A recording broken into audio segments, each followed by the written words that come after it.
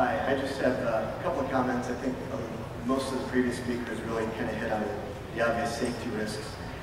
One thing that Catherine brought up about terrorism, just this week, it was either this week or last week, 2 men, sorry, I gotta, there it is.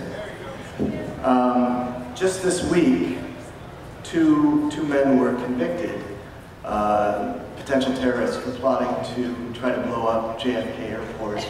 And the way that they were going to do that was to try and tap into the pipeline that feeds JFK. The maps that are being presented here are all available online. Anybody who is so inclined to want to use the pipeline as a tool to wreak havoc could do so simply by using their Google search box and finding the maps. Yeah, another thing to consider as well is I think probably more than most places, we battle with aging and crumbling water and sewage infrastructure.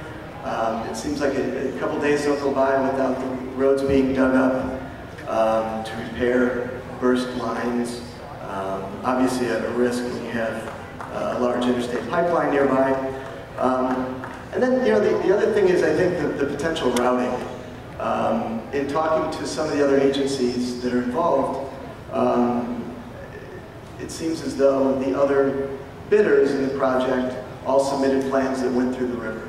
That came down, never came up through Bangor and Jersey City, stayed in the river.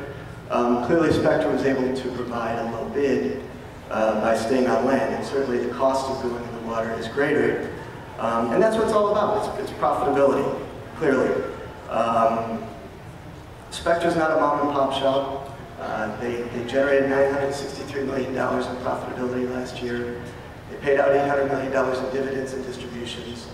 I can't imagine why we should have to be put in a position of subsidizing those dividends and distributions with our safety.